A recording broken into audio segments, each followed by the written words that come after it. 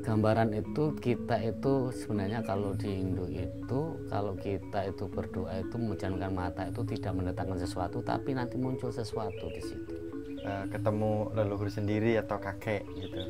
Itu cara mengartikannya bagaimana? Nah, kalau kita ketemu leluhur kita atau kakek itu kan termasuk kakek itu yang tua, yang dituakan. Berarti ketemu.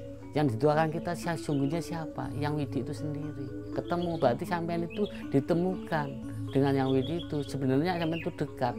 Kalau sampean dekat, Tuhan mengatakan, yang Widi mengatakan, kalau kita dekat, Tuhan yang Widi itu lebih dekat dengan kita. Kalau kita menjauh dari yang Widi lebih jauh daripada kita itu sendiri.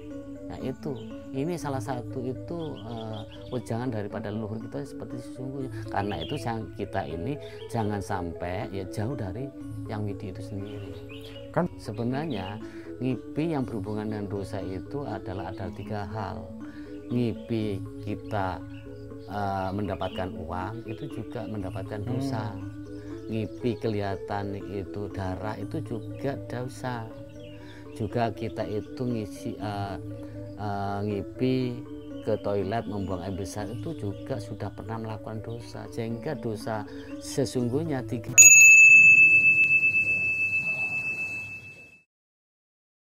Nah, Pak Wongso, ini kan seringlah kita melakukan sembahyang tuh di pura gitu kan. Nah, ketika kita melakukan sembahyang itu biasanya kita itu selalu meminta permintaan kepada Tuhan seperti itu. Minta petunjuk gitu kan. Nah, atau sandi gitu kan. Nah, sebenarnya ada nggak sih pemahaman tentang petunjuk dari Tuhan itu sendiri? Nah, sebenarnya kalau kita berdoa ya, sebenarnya itu kalau kita memang fokus kepada satu titik ya, itu ada petunjuk yang sesungguhnya. Petunjuk itu ada 2. Petunjuk melalui dauh dalam Tuhan yang Widi, atau petunjuk melalui sandi.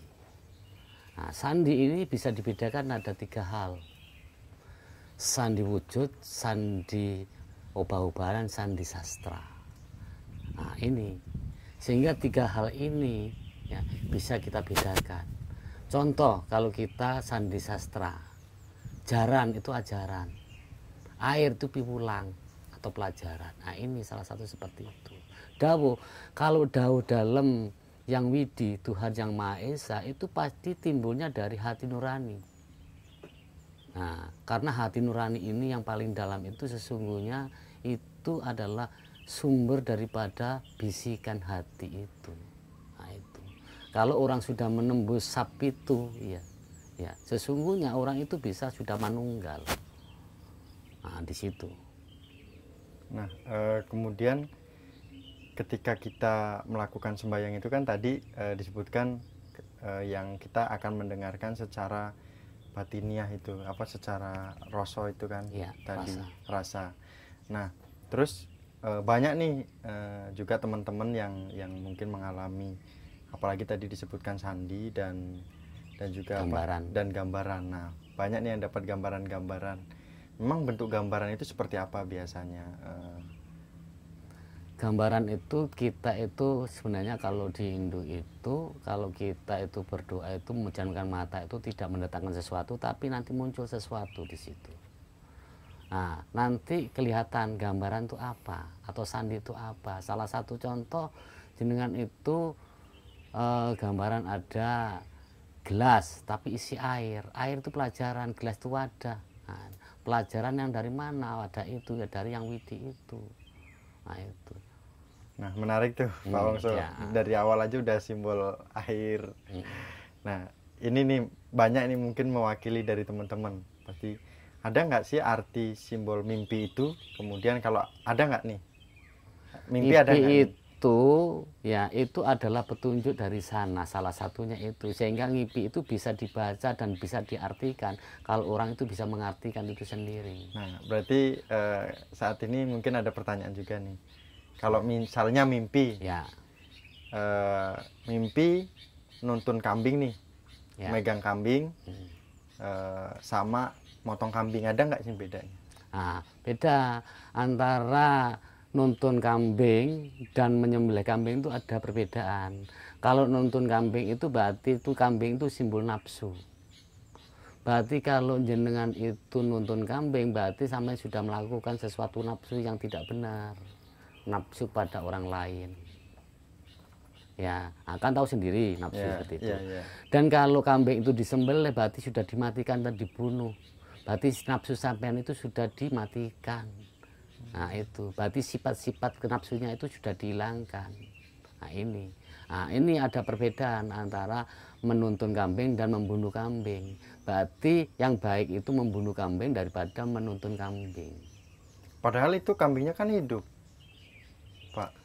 Lah ya hidup, karena itu kan kambing itu kan nafsu, sehingga sampai nuntun berarti sampai melakukan gitu. Melakukan nafsu. Ya. Berarti kalau ada kambing dibunuh, disembelih berarti nafsu sampean sudah diputus, sudah dimatikan, tidak melakukan lagi. Nah, perbedaannya di situ. Hewani gitulah ya. Makanya hidup ini jangan sampai mempunyai sifat hewani, tapi mempunyai sifat manusiawi. Ada lagi nih Pak Oso. Terus kalau misalnya kan kita membawa kuda atau naik kuda ke timur misalkan, mimpi nih. Mimpi. Nah, kuda itu sastra. Kuda itu kalau Jawa itu jaran. Jaran itu ajaran. Naik itu berarti sampai melakukan. Ke timur, timur itu kawitan. Siapa yang kawitan kita? Itu yang widi. Berarti marah ke sana. Berarti sampean itu pelajaran sana itu mengarah ke sana. Ngasuh kawruh yang ke kawitan itu. Apa itu? Agama jenengan itu. Yang menuntun sampean ke arah kawitan itu. Nah itu. Berarti memang bisa mimpi-mimpi itu diartikan jika dia mampu gitu ya? Memang mimpi itu salah satu petunjuk dari sana. Sehingga petunjuk ini kalau kita mengerti sesungguhnya, nah kita bisa introspeksi. Berarti apa yang kita lakukan itu benar atau salah, tergantung dari mimpi itu sendiri. Apakah kita sudah melakukan atau sebelum melakukan. Tapi kan banyak Pak Ongso yang tidak bisa mengartikan. Nah mungkin bagaimana triknya mungkin bisa mengartikan itu? Nah ini perlu berlatih dan harus berlatih dan mencari guru yang tahu membacanya itu. Gitu. Nah mungkin ada lagi, seandainya mimpi yang umum nih, kadangan kan teman-teman kita juga atau mungkin Miko juga pernah mimpi ketemu leluhur sendiri atau kakek gitu. Itu cara mengartikannya bagaimana? Nah, kalau kita ketemu leluhur kita atau kakek itu kan termasuk kakek itu yang tua, yang dituakan. Berarti ketemu. Yang dituakan kita sesungguhnya siapa? Yang widi itu sendiri. Ketemu berarti sampean itu ditemukan dengan yang widi itu. Sebenarnya sampean itu dekat. Kalau sampean dekat, Tuhan mengatakan, yang widi mengatakan, kalau kita dekat, Tuhan yang widi itu lebih dekat dengan kita. Kalau kita menjauh dari yang widi lebih jauh daripada kita itu sendiri. Nah itu, ini salah satu itu wejangan daripada leluhur kita seperti sesungguhnya. Karena itu kita ini jangan sampai ya jauh dari yang widi itu sendiri. Kan banyak yang ngartikan juga Pak Wongso bahwa ketika kita ketemu dengan leluhur kita kangen atau rindu akhirnya, atau dia lapar gitu kan, akhirnya kita menyiapkan. Artinya kalau kita itu sesungguhnya, kalau kita bicara masalah bahasa rohani ya, kalau leluhur kita kangen berarti sampean itu jauh yang mana, berarti sampean itu lupa dengan berdoa sampean, trisandi sampean itu bolong-bolong. Ya. Nah, karena itu yang itu kangen apa? Kangen permintaan jenengan itu yang baik-baik itu. Karena berdoa itu adalah introspeksi untuk menuju suatu kebenaran itu sendiri. Kalau sampai contoh, sampean tidak bersandia, berdoa jauh dengan yang widi, apa yang dilakukan? Nyimpang itu artinya nanti. Tapi semakin dekat dengan yang widi sampai melakukan sandia, berdoa di situ. Nah, sehingga Tuhan itu dekat dengan sampean. Sampean dekat yang widi, itu bisa introspeksi mana yang benar, mana yang salah. Itu sesungguhnya. Nah itu. Ada lagi nggak nih mungkin Pak Wongso yang mungkin Pak Wongso pernah tanyakan dari teman-teman atau yang sering Pak Wongso alami ketika di mimpi pada umumnya? Biasanya ada nggak Pak Wongso? Kalau Miko sih itu aja sih yang ditanyain. Kalau Pak Wongso mungkin? Ya banyak hal. Karena itu kadang-kadang orang-orang tidak mengerti ini. Pak Wongso, kalau ngipi itu berhubungan dengan dosa itu ngipi apa aja? Kan itu. Sebenarnya ngipi yang berhubungan dengan dosa itu adalah ada 3 hal. Ngipi kita mendapatkan uang itu juga mendapatkan dosa.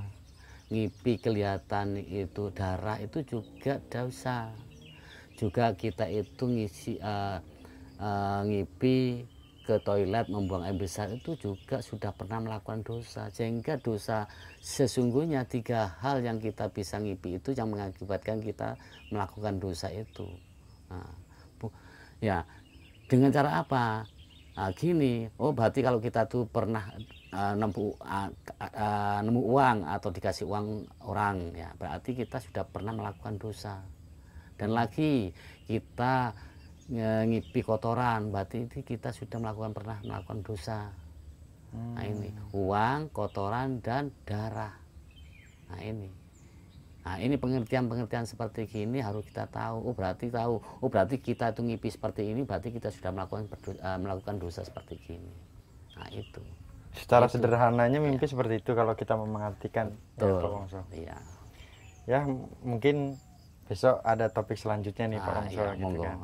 Kalau nggak sibuk dari kita dari Hindu Channel mewakili mungkin teman-teman gitu kan. Ya. Kalau boleh besok kita ada topik membaca garis tangan, boleh nggak? Nah, boleh. Menarik nggak itu Pak Ya, Wongso? nah ini. Karena garis tangan ini sesungguhnya itu adalah perjalanan hidup kita yang perlu kita lakukan. Nah, gitu. Kalau kita tahu sebenarnya sesungguhnya arti daripada garis tangan sendiri, kita harus bisa introspeksi. Oh berarti kita harus melakukan seperti itu. Nah itu. Karena keputusan kita itu lebih penting. Nah mungkin juga ada yang nanya-nanya nanti mungkin belum diwakili pertanyaannya tentang mimpi-mimpi itu. Ya besok kita ketemu lagi lah gitu.